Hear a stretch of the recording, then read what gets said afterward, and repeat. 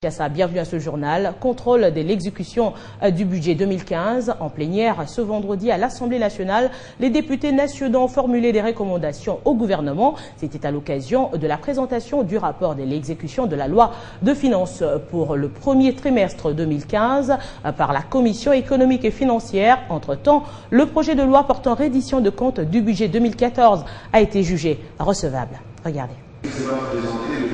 Après l'examen de la loi de reddition des comptes exercice 2014 sanctionné par la création d'une commission spéciale pour les suivis, ce vendredi, la plénière de la Chambre basse du Parlement congolais a procédé à l'évaluation de l'exécution du budget exercice 2015 au premier trimestre. Le travail réalisé par la Commission économique et financière de l'Assemblée nationale a été présenté en plénière. Il y a une baisse sensible des recettes et qui a conséquemment non-exécution de certaines dépenses pourtant essentielles. Donc d'où cette occasion nous a permis de faire des recommandations et d'encourager le gouvernement à fournir plus d'efforts, notamment en essayant de mettre de nouvelles stratégies innovantes pour pouvoir maximiser les recettes. Nous avons donné des conseils pratiques et pour ce qui concerne certains dépassements, nous avons donné au gouvernement les recommandations l'obligeant de bien encadrer l'exécution des dépenses. Quel est l'objectif de cette pratique parlementaire? C'est un exercice très important parce qu'il permet d'observer comment le gouvernement est en train de réaliser les recettes prévues ainsi que les dépenses, et ça permet au fait de faire une évaluation à mi-parcours et de corriger si les erreurs il y a. La loi de reddition des comptes examinée, les députés devront donc procéder à l'examen du projet de loi des finances exercice 2016 le lundi prochain.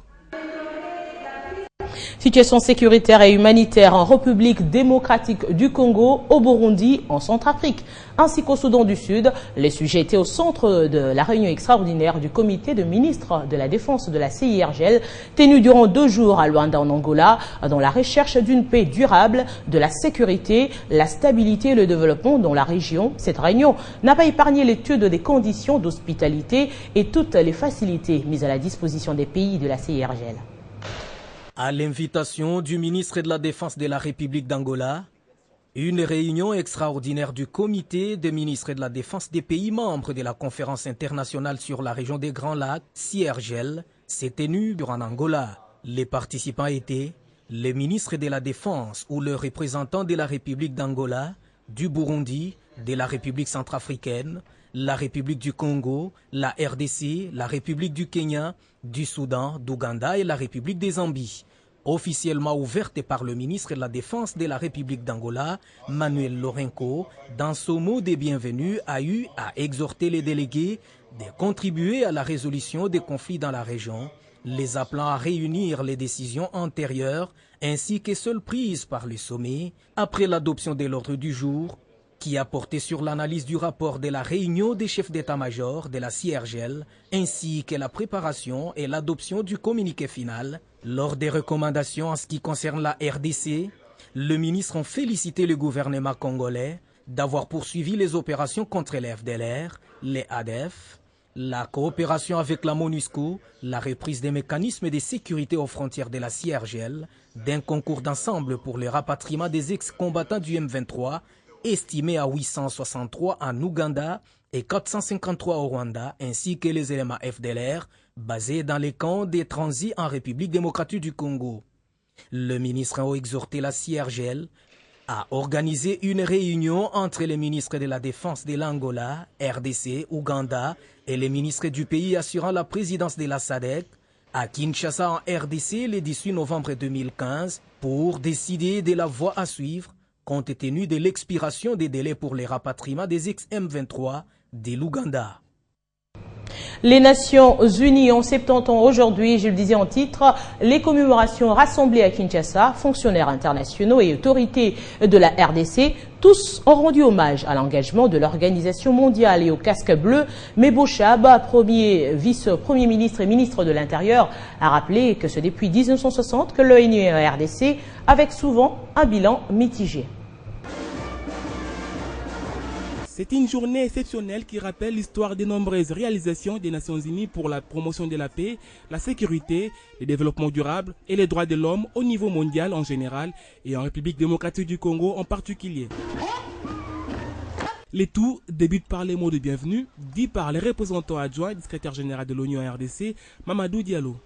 Ce drapeau bleu de l'Organisation des Nations Unies était une barrière d'espoir pour moi pendant mon enfance dans mon pays d'origine, qui était un pays ravagé par la guerre. 70 ans après sa création, l'Organisation des Nations Unies demeure un phare pour toute l'humanité. Évariste Bochab, vice-premier ministre et ministre de l'Intérieur qui a représenté le gouvernement congolais à cette manifestation, a dans son discours loué le fruit de relations RDC-Nations Unies. La République démocratique du Congo, dès son accession à l'indépendance, bénéficia de cet instrument de paix entre les nations et continue à en bénéficier jusqu'à ce jour. De cette journée anniversaire, pour renouveler auprès de nos différents peuples les idéaux véhiculés par l'Organisation des Nations Unies qui sont la paix, le dialogue entre peuples, les soutiens mutuels en cas de péril, la promotion du droit des peuples à l'autodétermination, l'égalité entre les États et le respect du droit international, ainsi que le règlement pacifique des différends. Il convient de noter que les Nations Unies et ses agences travaillent en parfaite collaboration avec les autorités congolaises en vue non seulement de trouver une paix durable, mais de lutter pour l'émergence du pays. Et s'agissant des partis politiques, la démission annoncée le mercredi dernier à la présidence de l'UNAFEC par Kyungu Wakumwanza est sans objet, pour ne pas dire un non-événement. Affirmation du collège de coordination de l'UNAFEC. Dans cette déclaration, ce collège demande aux autorités de pouvoir empêcher ce dernier de parler et d'utiliser l'emblème de l'Union nationaliste du Congo. Peut-on démissionner des fois? Question rhétorique. Ceci a été constaté avec la conférence de presse organisée à Lubumbashi par Kyungu Wakumwanza annonçant sa démission à la tête de l'UNAFEC. Ce vendredi, le collège des fondateurs s'est réuni pour qualifier cela de non-événement. Monsieur Antoine Gabriel Kyungu Wakumwanza a été exclu de l'UNAFEC depuis le 19 septembre 2015 et notifié le 21 septembre 2015 et ne peut plus engager le parti auprès des tiers, ni parler au nom de celui-ci. Le ministère en charge de l'Intérieur et Sécurité a pris acte de son exclusion le 3 octobre 2015.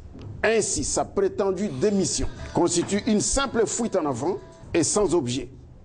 C'est un scénario pour distraire l'opinion comme il en a l'habitude. Demandons à toutes les autorités tant civiles que militaires de prendre toutes les dispositions utiles pour l'empêcher de parler au nom de l'UNAFEC et de n'utiliser aucun emblème du parti sous peine de les exposer à la rigueur de la loi. Plus de 10 millions de dollars, c'est le montant récupéré après la mission de contrôle de la paie et de frais de fonctionnement. Ce montant ne concerne que le ministère de l'Éducation, de la Santé et de l'Enseignement supérieur. L'affectation du montant récupéré permettra de régulariser la situation salariale des agents non encore payés. Ce n'est plus un secret. 10 milliards 961 millions 525 914, c'est le montant récupéré lors du contrôle initié par le gouvernement pour démanteler le réseau mafieux constaté dans la paie des agents et fonctionnaires de l'État, ainsi que des frais de fonctionnement de l'administration publique. Cette colossale somme ne concerne uniquement que les services des ministères de l'enseignement supérieur universitaire, enseignement primaire et secondaire et initiation à la nouvelle citoyenneté, et le ministère de la Santé de la ville-province de Kinshasa. C'est le jeudi que la cérémonie de clôture des certifications de ce montant a eu lieu. Michel Bongongo a salué la détermination, la conscience et l'esprit d'équipe qui ont caractérisé les syndicalistes et les experts du ministère du Budget tout au long de cette première mission de contrôle qui a abouti à ces résultats combien louables. Nous voudrions vous remercier pour avoir répondu à cet appel que le chef du gouvernement le Premier ministre Matata Ponyo, sous l'impulsion du chef de l'État, cet appel décision à faire le maximum pour changer les mauvaises habitudes dans la gestion de la chose publique. Quant à l'affectation de ces dividendes, le ministre de la fonction publique a précisé que ces montants permettra de régulariser la situation salariale des agents non payés et de chercher par la suite à améliorer les conditions sociales des fonctionnaires. Mais il y a des fonctionnaires agents de l'État qui travaillent mais qui n'ont jamais bénéficié d'un quelconque salaire ni prime. Et il avait été convenu dès le départ avec le banc syndical que l'argent qui va être dégagé servira déjà à combler ce déficit qui se remarquait dans le budget de l'État. Fort de ses succès, le ministre du Budget a promis d'étendre ses contrôles dans d'autres provinces et dans d'autres secteurs de l'administration de la ville-province de Kinshasa et de la RDC.